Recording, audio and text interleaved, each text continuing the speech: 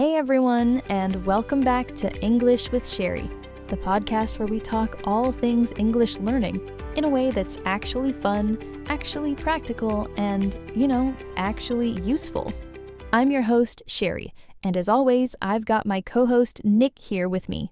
Hey, yeah, super happy to be here. Always a good time, honestly. And today we are talking about something that is really close to my heart because I remember exactly what it felt like. We're talking about the best ways to learn English if you're a complete beginner, like A1, A2 level, just starting out. Maybe you know a few words, maybe you don't know any at all. Right. And I think this is such an important topic because there's so much noise out there, So much advice, and a lot of it is honestly kind of overwhelming for a beginner. Totally overwhelming. Like you Google how to learn English, and suddenly you've got 100 different methods and apps and courses, and you don't even know where to start. So today, we're just gonna strip it back. Keep it simple. Give you the stuff that actually works. Okay, so I want to start with something a lot of beginners feel, but never really say out loud. That feeling of, this is just too hard, I'm never gonna get this. You know that one? And to anyone listening who's at that stage right now, it's completely normal. English is genuinely a weird language. The spelling doesn't match the pronunciation, the grammar has endless exceptions, and there are so many words. It can feel like standing at the bottom of a huge mountain. But that's okay. Trust the process. Okay, let's get into the actual tips. What's the first big one? Tip number 1, and this is huge, is listening. Just listening a lot. Even if you understand almost nothing at first. Listening is the foundation. It's how babies learn their first language. They hear things constantly for months and months before they ever say a word. So don't skip this step. And people feel bad when they listen and don't understand, like they're failing somehow. But that's not failing at all, right? Not at all. That is the work. Your ears are getting used to the sounds, the rhythm, the melody of English, and over time, things genuinely start to click. First you catch a word, then a phrase, then a whole sentence. It's a gradual process, but it really does happen if you keep showing up. And when that first "I understood that" moment hits, it feels amazing. For beginners, the best listening content is slow and clear. Kids shows, short YouTube videos, learner podcasts, even songs, all great starting points. Songs especially. Lyrics stick in your memory so much better than a random word list ever could. That leads us to the next tip, vocabulary. A lot of beginners think they need to memorize giant word lists. They sit down with 500 random words and try to power through them all. And without context, words just don't stick. But if you learn a word inside a sentence, a story, or a song you love, it sticks because there's emotion and real meaning attached to it. See the word in a real sentence. Hear it being used naturally. Maybe write your own sentence with it. That's what puts it in long-term memory. There's a context, a story, a reason for the word to exist.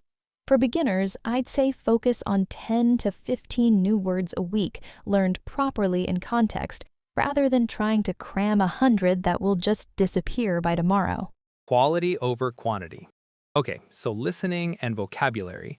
What about speaking? Because beginners are often really scared to open their mouth. Speaking is huge. And here's something that might surprise you. Start speaking from day one. Even just a few words. Even if nobody's listening. Even if it's just you in your room talking to yourself.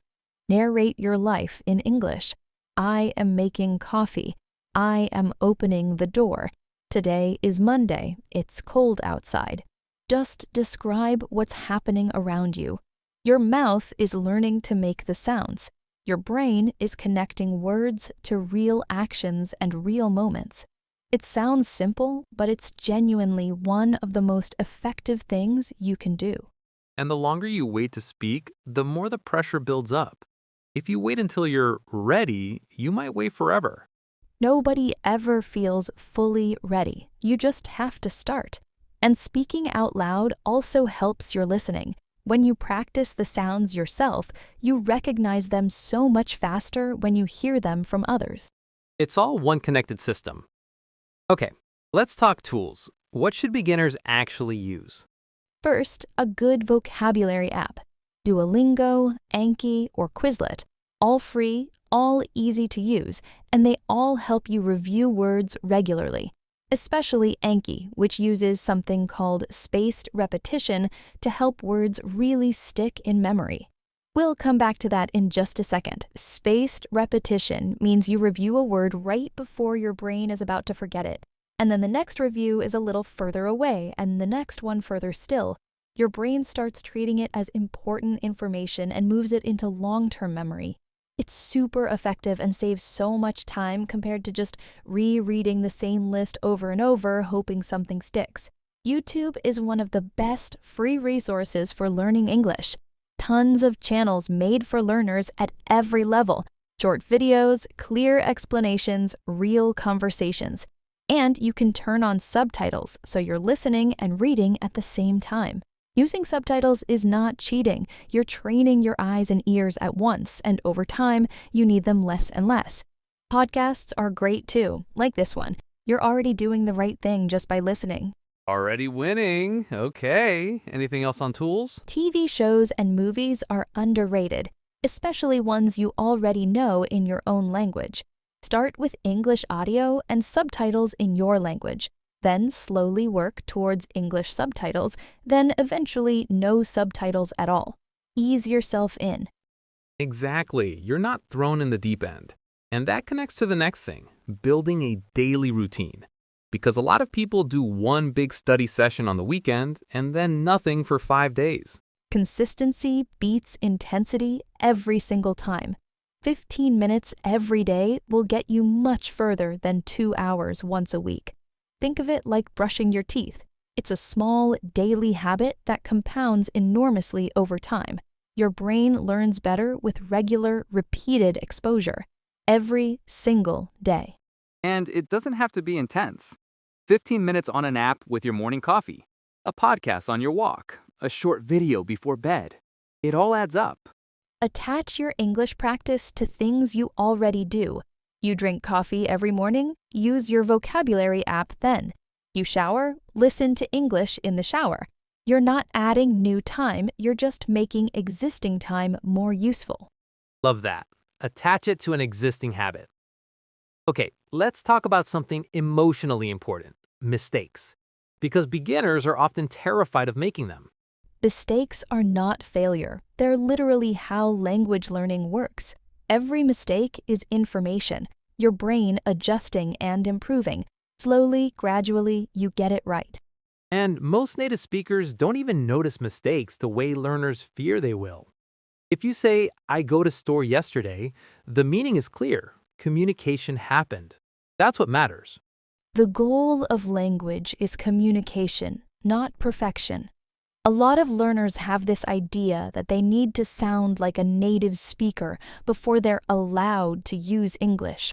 But that's just not how it works. You speak, you make mistakes, you learn from them, you improve. That's the actual process. There's really no shortcut around it. If you can shift your view of mistakes from "this is embarrassing" to "this is data, this is learning," everything changes.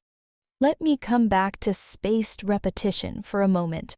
The basic idea: you learn something, then review it at specific intervals, a day later, 3 days later, a week later, 2 weeks later. Your memory is strongest right when you're about to forget something. Reviewing at that moment makes it stronger, like exercising a muscle. Apps like Anki do this automatically. You just open it and it tells you exactly what to review. Even just 10 minutes a day on spaced repetition can be genuinely transformative. It's not the most thrilling thing in the world, but the results are very, very noticeable over time.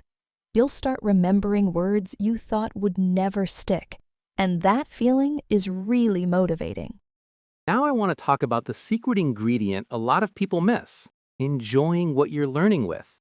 If you hate the content you're using to learn, you won't keep doing it. Simple as that. But if you find English content you genuinely enjoy, you'll do it for hours without even feeling like you're studying. The motivation to keep going just takes care of itself. Love cooking? Find cooking videos in English. Love sports? Watch sports content in English. Love true crime? There are tons of English podcasts for that. You're learning through something you already care about. When you care about the topic, you pay more attention, pick up more vocabulary, and remember more. Your brain is engaged in a completely different way than when reading a textbook you don't care about. Textbooks work for some things, but they won't make you fall in love with English. And enjoying the process is what keeps you going long term. Motivation is high at the start, but it naturally dips after a few weeks. What keeps you going when motivation is low is habit and enjoyment. If you enjoy what you're doing, you don't need to rely on motivation. It just happens. Okay, I want to end with something actionable because people often hear advice and think, great, but where do I actually start? If you're a total beginner and you want a solid first week, here's your challenge. Ready, let's hear. Every single day this week, do 4 things. 1, 10 minutes on a vocabulary app. Duolingo, Anki, Quizlet, whatever you like. 2, 15 minutes of listening in English, a podcast, song, or short video. 3, say 5 sentences out loud in English to yourself, your pet, the wall. Just say them out loud. And 4, write down 3 new words you learned that day with a sentence for each. That's it. 4 things, about 30 minutes a day. Do it every day for 7 days. I promise you will feel a difference. That's the whole point. Small actions, done consistently, add up to something really significant. You don't need perfect conditions or the perfect moment. You just need to show up every day and trust the process. And be patient with yourself. You won't be fluent in a week or a month, and that's okay. Language learning is a long game, but the journey is amazing if you let it be. Every word you learn, every sentence you understand, every time English works for you, that's a real win. Those small wins are the fuel that keep you going. Celebrate them because they are real progress. Okay, so let's do a quick recap before we wrap up, because we covered a lot today, and I want to make sure everyone can take something away. So, to recap, English feeling hard at the beginning is totally normal. Don't let it stop you. Listen a lot even when you understand nothing. Learn vocabulary in context, not from random lists, and start speaking from day 1. Use simple tools, apps, YouTube, podcasts, shows. Build a consistent daily routine, and don't be afraid to make mistakes. They're literally how you learn. Use spaced repetition for long-term vocabulary retention. Find content you genuinely enjoy to stay motivated. And try the Beginner Week Challenge. 10 minutes of vocab, 15 of listening, 5 sentences out loud, and 3 new words written down every day for a week. If you take on the challenge, we'd love to hear how it goes. Come find us and let us know. We genuinely love hearing from listeners. And if you're enjoying the podcast, the best thing you can do is subscribe and leave a review wherever you listen. It helps so much more than you think. It really does. Every review and every share helps more people find us and improve their English. So thank you, genuinely, for being here. Whether it's your first episode or you've been listening for a while, we're really glad you're with us. That's it for today's episode of English with Cheri. Thank you so much for tuning in. We'll be back next time with more tips, more conversations, and more English. Until then, keep listening, keep speaking, keep going. You've absolutely got this. You've totally got this. We're rooting for you. Take care, everyone, and we'll see you next time.